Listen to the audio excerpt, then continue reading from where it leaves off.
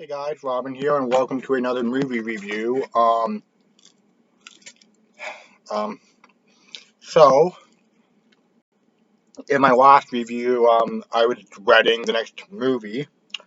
Turns out I was judging a book by its cover.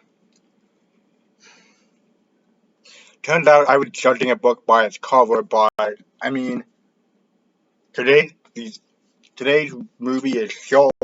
Today's movie is the first direct-to-video movie that I've reviewed on the show.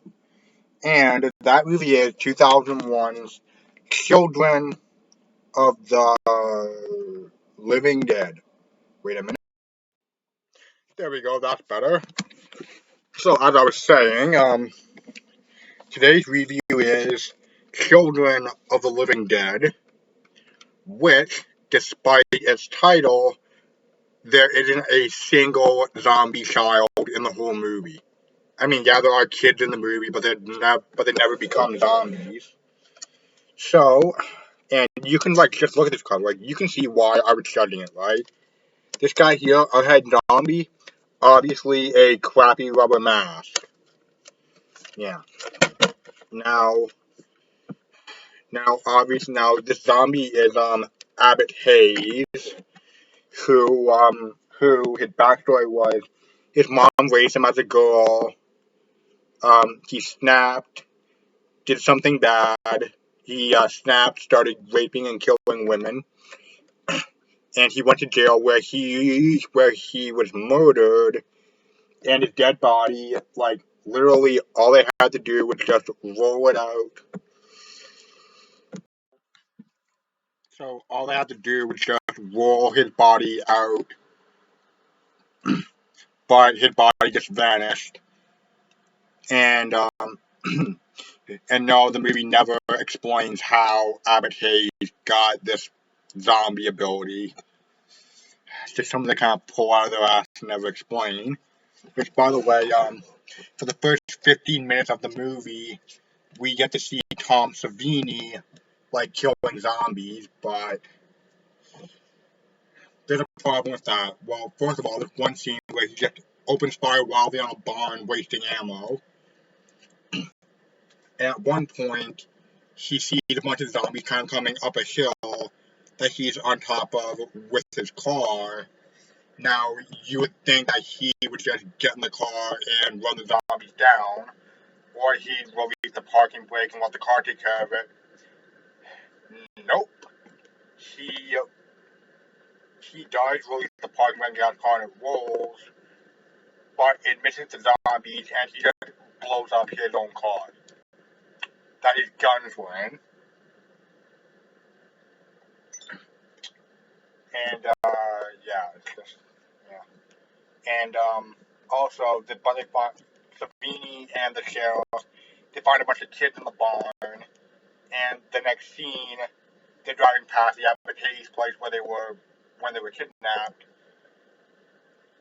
But apparently 14 years, but according to this movie, 14 years is long enough for you to completely forget about the point you were kidnapped by a zombie, to the point where you can just regard it as ghost stories.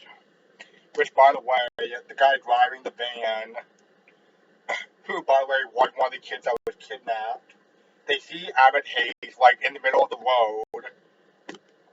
Now, what would you do if you saw someone you kidnapped you when you were a kid, standing in the middle of the road? If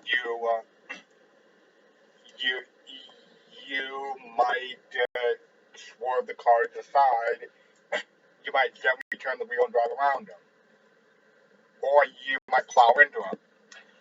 What you certainly wouldn't do is jerk the wheel to the right and send the van off a cliff that appeared out of nowhere and is never seen or mentioned for the rest of the movie. And beyond that, and then the rest of the story is this guy whose father bought the land the properties on, can demolish all the buildings and take care of the cemetery and turn it into a car dealership. Well, spoiler alert, as if anyone is going to care enough about this movie to watch it. The father dies, and the father gets killed by Hayes like late into the film, which serves no purpose other than to add to the movie's body count because his son never finds out that his father was killed by the zombies, nor is his father one of the zombies that we see attacking the diner. In fact, and speaking of, there's one character, Dusty, who takes care of the motel. Now, at the kids' funerals, like after their funerals, he helped a guy like kind of steal jewelry off the corpses, but upon seeing his partner get killed by Hayes, he basically flees, and now he spends his time inside a motel, not stepping foot outside, until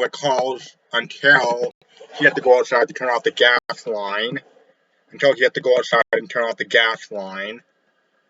And you would think this guy who is so scared to go outside that he won't even step foot outside his own hotel room or motel room.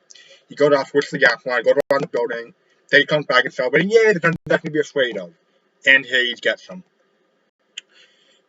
Now, you might be wondering, if this movie's called Children, if there aren't any zombie kids in the movie, then why is this movie called Children of the Living Dead? Well, that's because this is meant to be a direct sequel to not only Night of the Living Dead and Return of the Living Dead, but it's supposed to be a direct continuation to the dreaded 30th anniversary edition of Night of the Living Dead. Now, a little background on that. In 1998, they took Night of the Living Dead, while John Russo did, the film's original producer, who also produced this movie. If I can just, yeah. And they filmed new scenes with Bill Heinzman as the original zombie 30 years later. And they filmed new scenes with this priest who is played by a guy who has such a thin beard, he looks more like a Satanist. The guy's also bald too, so that's not really doing him any favors. But anyway, the 30th anniversary edition of The Living Dead is basically the same thing as what George Lucas did to Star Wars. It's that bad. So this is supposed to be a sequel to a butchered version of an all-time classic. Strike one. Strike one. This is also a direct-to-video movie. Strike two. And the way this movie ends, which I'm going to spoil the ending, so it cuts from like midway, it cuts from like 3/4 through this zombie brawl to a shot of a burning pile of bodies, which is clearly just another shot, which is clearly just a shot from the beginning of the film, and then the credits roll. We don't see if Abbott Hayes was killed. It's implied we don't we don't see all the zombies finally being killed. We don't know if Abbott Hayes got away. We don't see how the kid reacted to finding out his father was killed by zombies. We just cut to them fighting the zombies to a funeral pyre, and then the credits start going, which, I mean, now it's not as bad as I was expecting it was, but it's not much better. It's not much better. I mean, it is watchable. The writing, while quite flimsy in some areas, like, I would imagine if you were kidnapped by an undead murderer as a child, you'd probably remember that your whole life. I mean, it wouldn't scar you, you just remember it. But anyway, let's see. Oh, God. And but aside from the questionable writing, the acting is okay. What few gore effects are in this movie are really good. This isn't just one of those movies that says it's super gory and then just a load of blood. No, there's actual. Well, to be honest, by gore I don't mean just like people getting torn open and eaten alive. Like there's no the kill.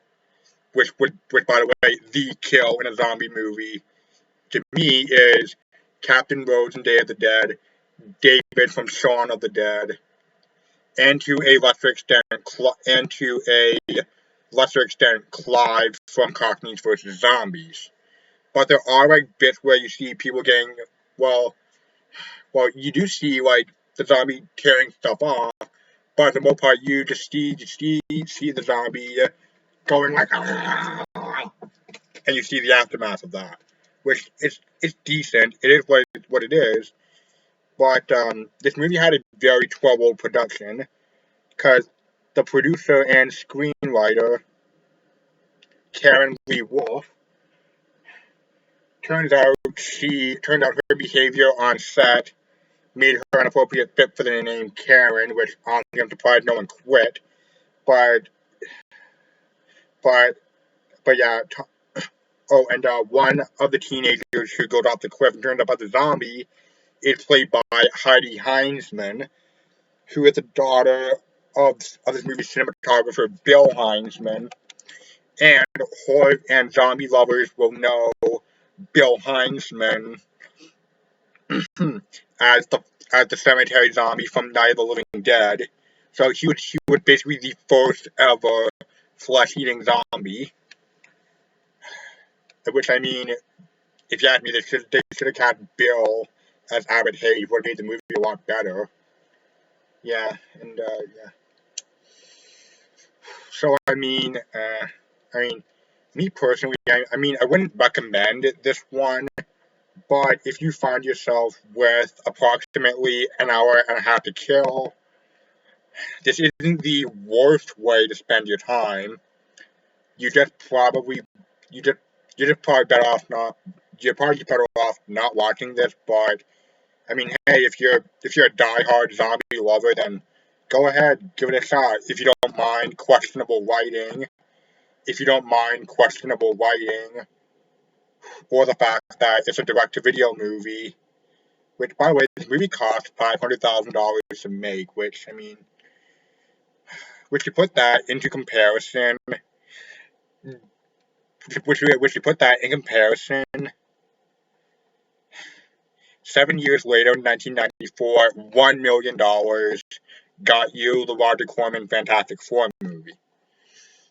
Now, I mean, although, to be honest, like, you're probably good at just, like, skipping to the point where the car dealership owner's son comes in because, I mean, I don't know. I mean, basically just watch the movie however you want.